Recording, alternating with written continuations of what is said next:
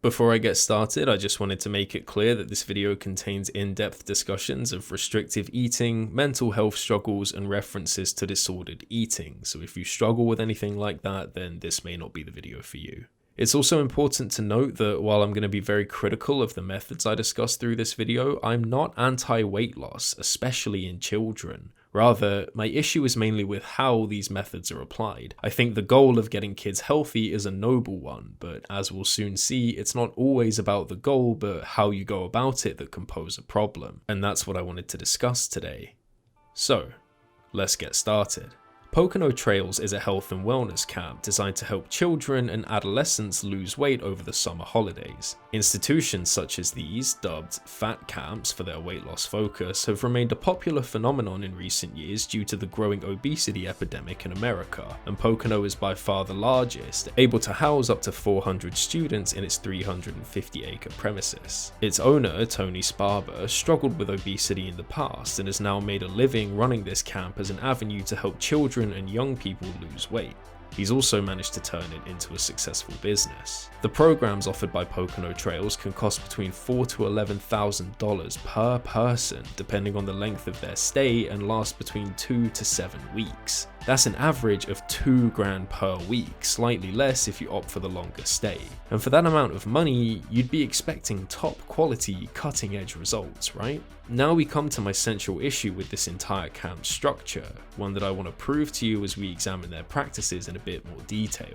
That this camp, their attitude, methods, and priorities are all centered around justifying that hefty price tag above all else, possibly even more so than the kids they're supposed to be helping. As a point of reference, we'll be looking at a 2018 documentary about the camp released by Java Discover and accessible on YouTube, titled Inside America's Biggest Fat Camp. This is the most recent documentary covering the camp and its practices, and follows 5 youths, their struggles, and their efforts to lose weight and become healthier, and asks the question, how suitable are this camp's methods for the kids staying there?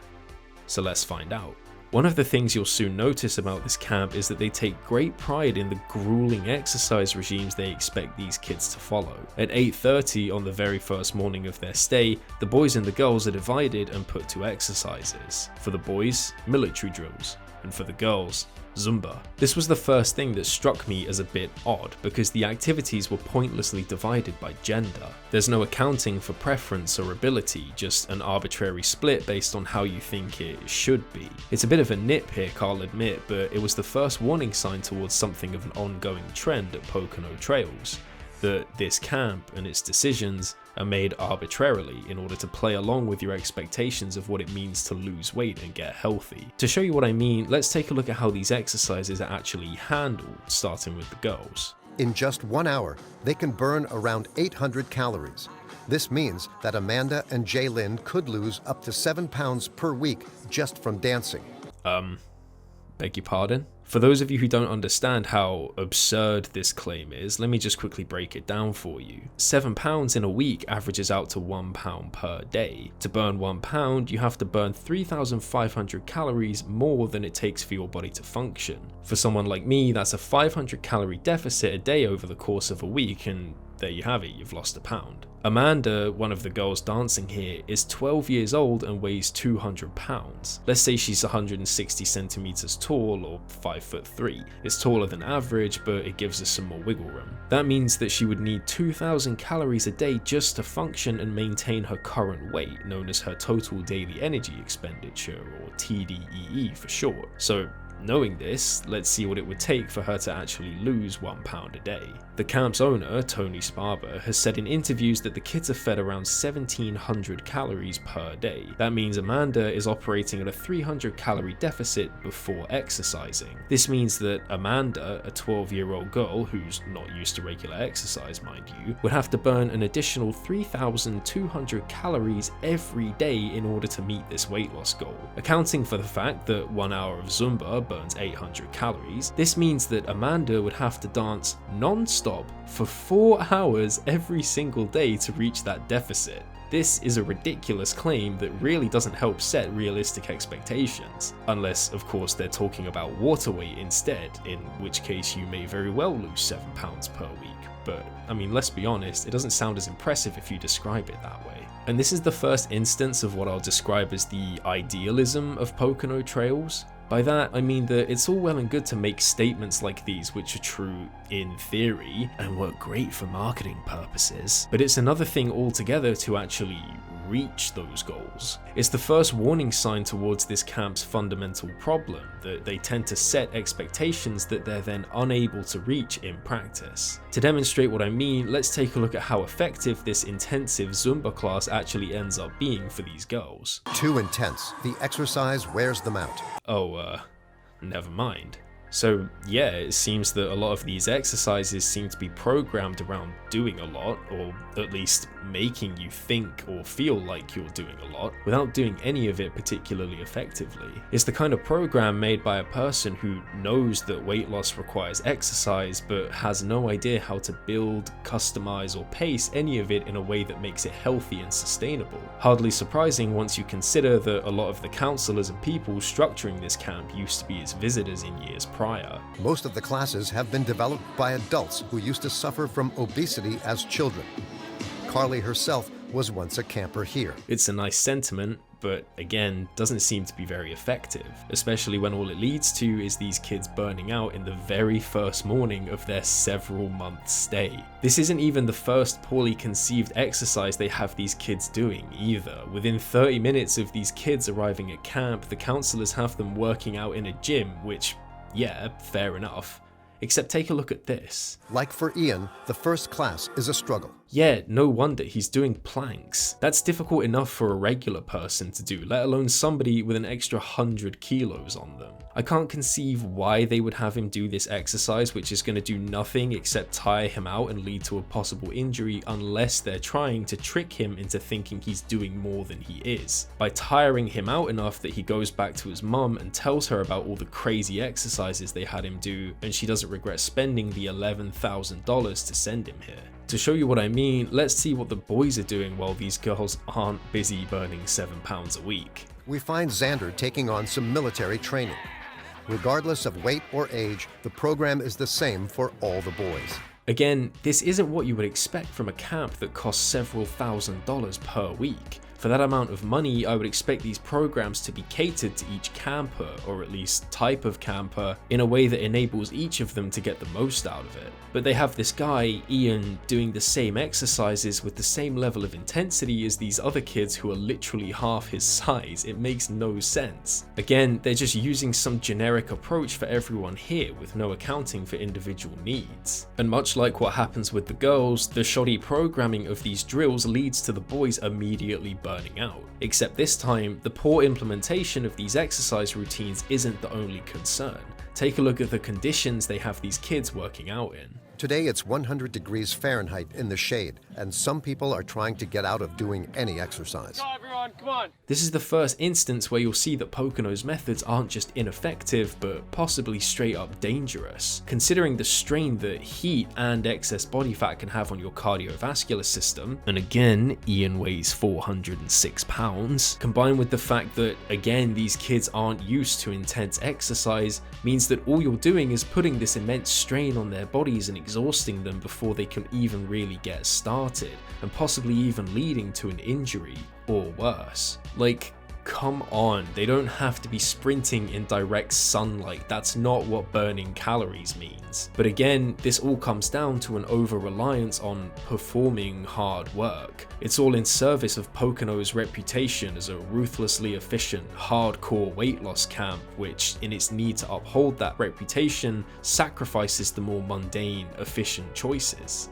And this performance of rigid structure permeates every moment of these kids' lives at camp. It's why they begin every morning by forcing these kids to pledge allegiance to the flag, which, how many calories does that burn exactly? But the problem with these opening exercises is that they play at the idea of discipline in a way that these kids aren't likely to uphold for several reasons. For starters, it's a pretty hostile introduction to exercise that may ultimately end up pushing some of them away from the idea altogether because of how miserable this makes it seem. Things are off to a bad start for Jaylyn. She wasn't expecting a schedule like this at summer camp. How do you feel? I'm not coming back here by choice anymore. But it's also hugely dependent on the summer camp structure in a way that doesn't translate very well to regular life. Think about it, it's all well and good to have this huge reliance on these kids losing weight by exercising 20 hours per week. Here, the campers do 20 hours of sport a week. While at summer camp, but what do they do when they go home, have regular schedules, school and homework again? If these kids are going to have any chance of actually sustaining healthy weight loss outside of camp, then they need to be able to rely on things other than these strict exercise regimes that they're only able to do because they're at summer camp. They need to know about nutrition and how to make better food choices. So what nutritional knowledge does this camp provide? Just eat healthy. That's it. Bye. But seriously, that's about it. In the same way that this camp uses big, flashy exercise drills to play to your expectations of dramatic weight loss, Pocono applies that same principle to the food they give these kids. And much like these exercise regimes limit themselves to only being effective at camp, the nutrition that should, in theory, be these kids' biggest strength when losing weight back home is also limited to their time at camp. For starters, a lot of focus is put on the healthy foods these kids are given at meal times, how good and clean and unprocessed it all is. Everything is grilled, no fried food, everything is freshly prepared. All good things, all good things. And again, on paper, this all makes sense. Give these kids healthy food, teach them to eat well, and they'll lose weight. But a big concern I have towards this structure is that it doesn't really equip them with the tools or knowledge to make informed food decisions for themselves, besides the most surface level take that steamed broccoli is good for you. Which, yeah, I'm sure they know by now. There's nothing I can see in this documentary that hints towards these kids learning about calories or satiety or even more independence in their food choices. They're just forced to depend on the camp to tell them what to eat, which again will help them lose weight while at camp, but doesn't give them the tools to make informed decisions when back home. The closest the camp gets in this regard is the dessert offered at every mealtime. There's no bacon, but sugar and fat are not totally forbidden. At the end of their meal, the campers can help themselves to jelly or even vanilla ice cream. And again, this approaches a good solution, but falls short of the real problem. The message of everything in moderation is certainly a good one, but there's too much of a focus on just the bad foods being the subject of moderation. Telling someone to just avoid unhealthy food makes intuitive sense for sure, and while not technically wrong from a purely weight loss perspective, it removes a lot of nuance or consideration of other factors. Let me give you an example. Let's say you're trying to lose weight and you end up at McDonald's. You want to eat something, but you don't want to mess up your progress. So you look at the menu and see that you have a choice between a cheeseburger or a kale salad. Easy choice, right? You eat the salad because that's a good option.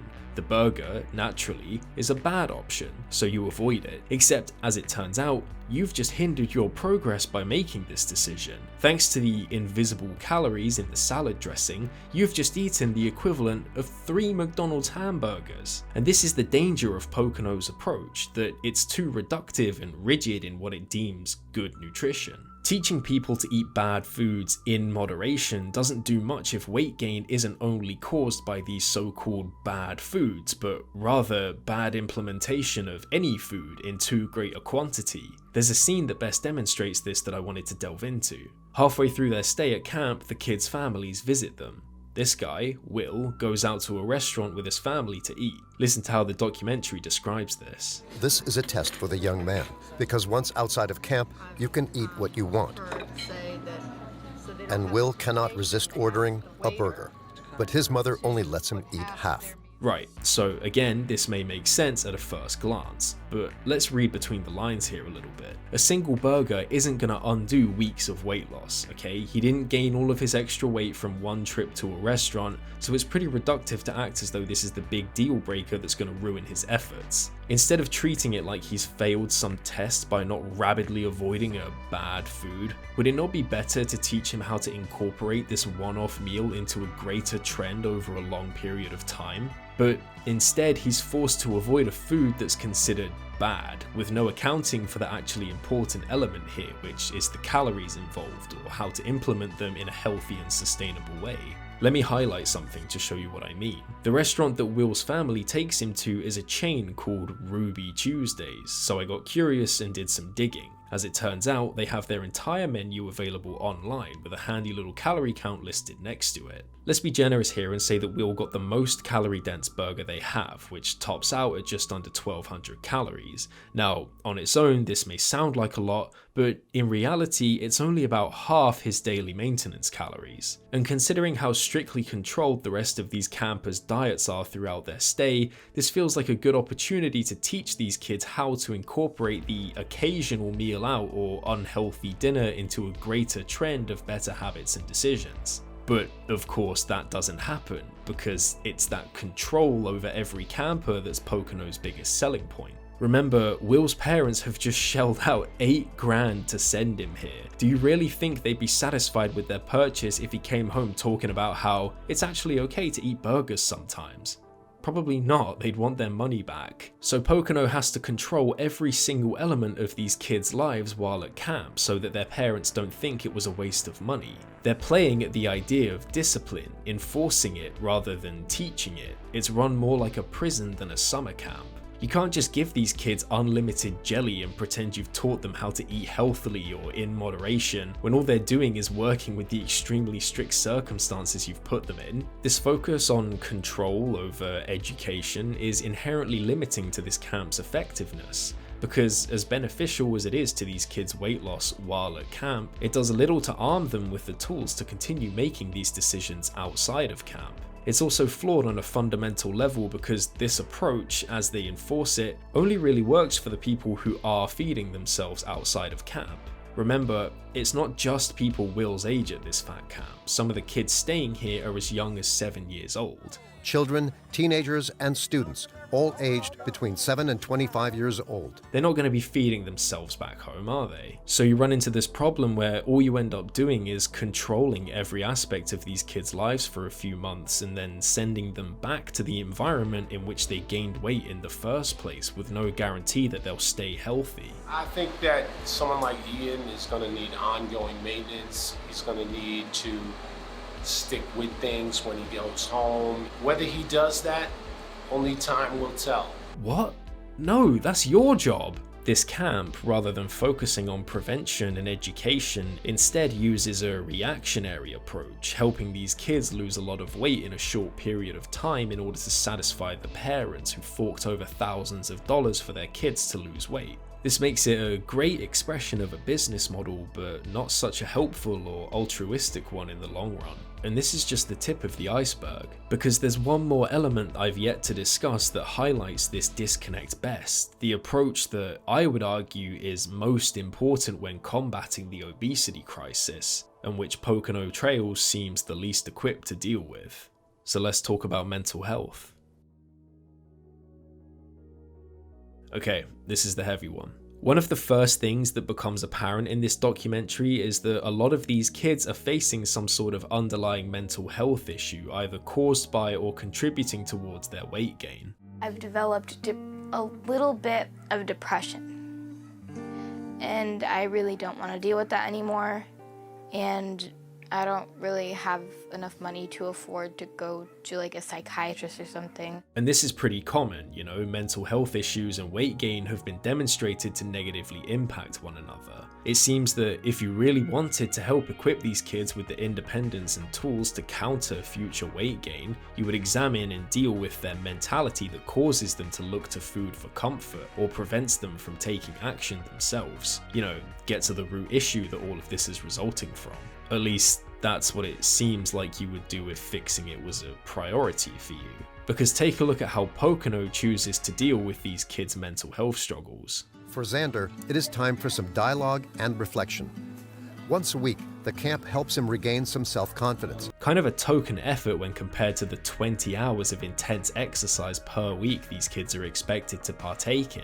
This has the potential to be these kids' greatest strength in seeing long-term success, and it's treated as little more than an afterthought. So the best case scenario here is that Pocono just barely considered this incredibly important aspect of these kids' long-term success, which is already bleak. But this is hardly the extent of the issue. Looking a little deeper, we can see a pattern beginning to emerge that reveals an ugly truth that highlights, better than anything, the core conflict between helping these kids and running a business. Let's turn our attention back to this guy, Will. After the moment at the restaurant where he's only allowed to eat half of his burger, it's revealed that he's not doing as well as initially thought. His mental health is worsening because of rampant bullying from other campers. We realize that Will is holding something back.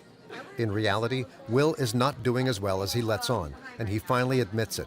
He wants to quit camp. Despite this, his parents send him back to camp. Now, to be pragmatic, I understand why they do this. They've just dropped $8 grand to send him here. It makes sense that they'd want him to see it through despite the hardship. But what really irks me is this statement that follows from Will's father after they drop him off. I think it was pretty much exaggerated because he was so emotionally and physically spent. We talked about it a lot more.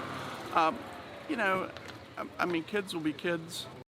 Man, what really sucks is that this isn't an attitude exclusively held by Will's parents. It seems to be the norm among the staff at Pocono too. Look at how ineffective their weekly meetings turn out to be. Will has been trying to communicate his feelings since returning to camp, but this class was not enough to make him feel better. We caught up with him in the nurse's office. He can no longer stand the camp and the bullying.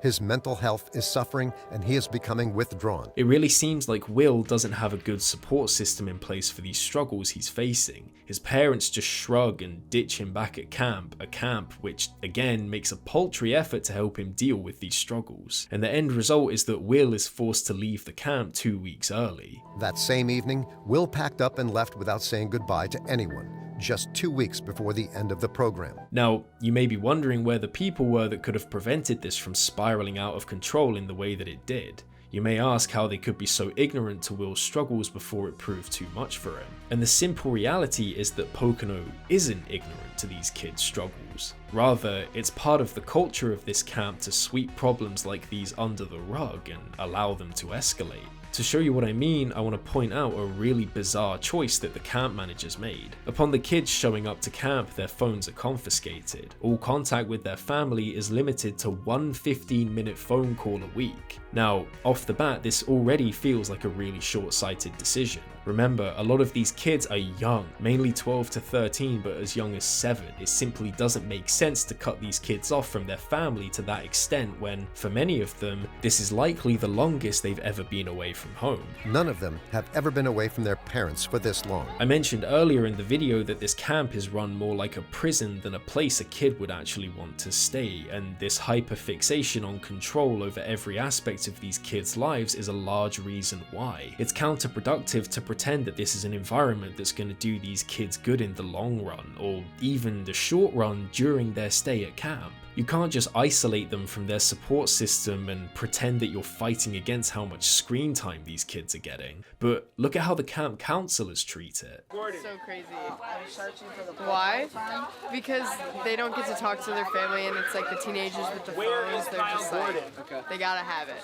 Gotta have it. Jesus Christ. A lot of Pocono's dismissal of their campers' struggles seems to be a product of self-preservation. They can't admit that their draconian, overly restrictive rules have led to these kids' homesickness, nor are they able to empathize with why these kids, who again are as young as 7 years old, would miss their parents. Instead, all they're able to muster is a pathetic cry of "phone bad," without examining why these kids are so homesick in the first place. A key piece of the puzzle falls into place when you realize that this isn't a case of a few isolated counselors giving this camp a bad reputation. Rather, it appears to be a core foundation of the camp that makes more sense when you view the attitude of its founder and owner, Tony Sparber. Halfway through the documentary, Sparber makes it very clear that he views these kids' struggles as little more than childish whining that inconveniences him due to the concerned parents that he now has to deal with. And so then I get these emails.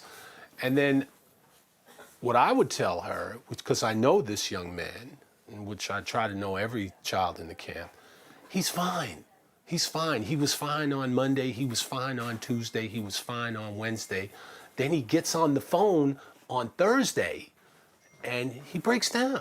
I don't think Mr. Sparber knows what fine means if these kids are breaking down at his camp this often. Sparber's disconnect from these kids is something he hilariously tries to disprove with his claim that he tries to know every child at his camp. In which I try to know every child in the camp. You know, all 400 of them. I don't care what marketing speak you use, there's no way you're getting to know these kids enough to understand what they're really going through, unless by trying you mean remembering their names and nothing else. Because tell me if this sounds like a man that knows what these kids are really going through.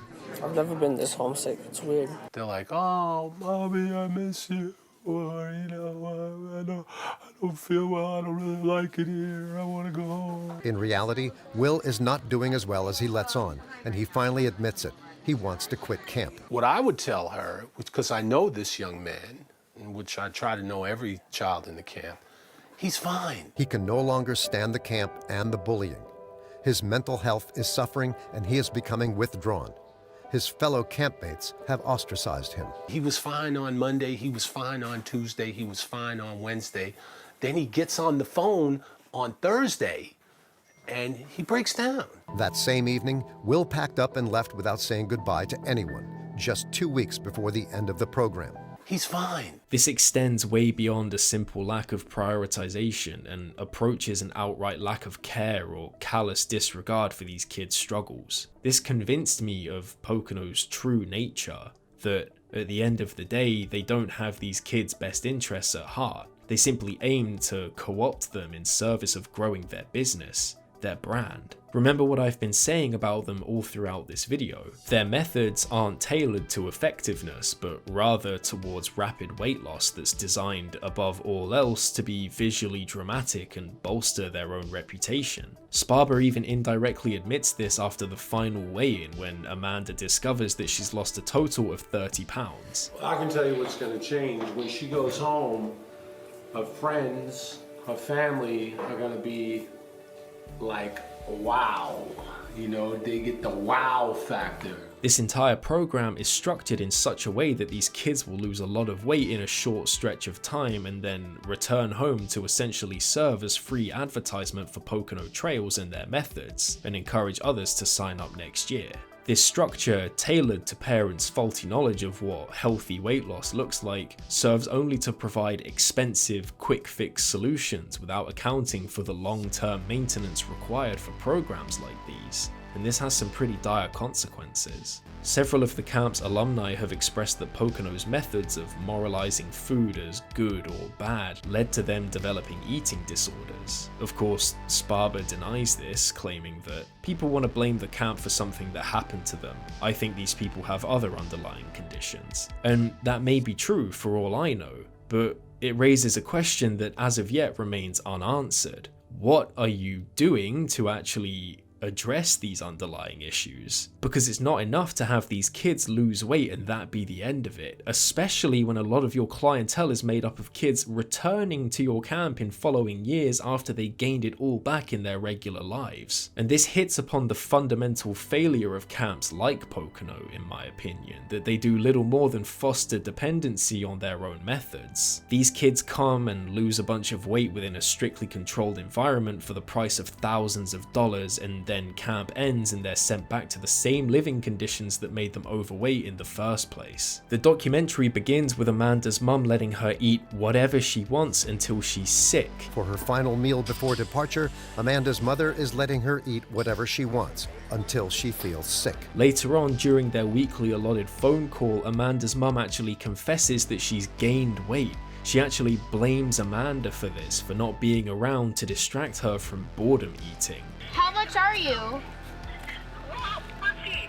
Before you went to the camp, I did stuff, so I was probably almost like 125. Now I'm almost 150. Wait, really?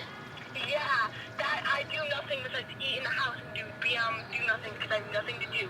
No one, nothing. What amount of Zumba or steamed broccoli is going to solve this absolutely fucked home environment? But I mean, she lost 30 pounds, so it's all good, right? And that's the most insidious thing of all. This camp isn't content to simply let these issues continue. Rather, they play at fixing them, creating this dependency on their methods in order to grow and succeed as a business. I highly urge you to look at the Google reviews for this camp to see what I mean. The difference in attitude between the parents and the kids they sent to camp is staggering. It's very clear who this camp's methods are catered to, and it's not the people who actually need help, but the ones paying for it in order to justify that ridiculous price tag. Kids don't become obese because they aren't running laps in their free time. They become obese because they don't know how not to be obese. Whether it's underlying mental health issues, the quality of food they have access to, or a lack of nutritional education, there's a lot of reasons it happens. But what's the result of a camp like this not fixing the underlying problems? Well, obese children have a 55% chance to become obese adolescents, and from that, 80% of those adolescents will go on to become obese adults. And what will those obese adults go on to do? Well, they'll more than likely go on to raise obese children. In keeping these children ignorant and not equipping them with the tools to help themselves or act in a preventative way, all Camp Pocono has done is continue this vicious cycle, all the while profiting from it. This camp has been running for over 20 years. That's long enough for its earliest campers to have grown up and raised kids of their own. And if they've been given this faulty understanding of weight loss, if they've been kept ignorant as to how to stay healthy with a permanently damaged relationship with food and health, can you really not see why their kids would also grow up obese? Because as easy as it is to blame the parents for obese children, chances are those parents were once obese children too. Because even if obesity isn't a genetic issue, it can certainly be inherited. And if these parents never had the opportunity to learn, if they never developed the tools to help themselves because they took the word of a businessman who only needs to appear credible to keep making money, then they needn't worry, because they can always send their kids to Pocono Trails, America's largest and most profitable fat camp.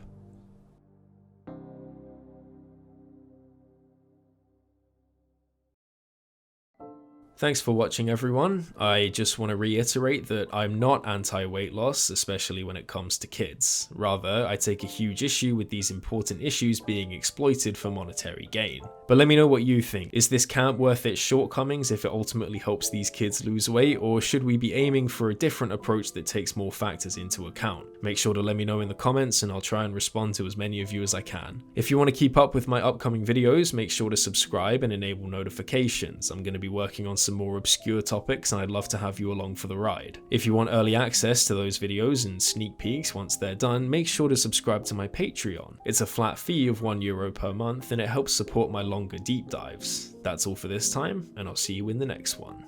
Cheers!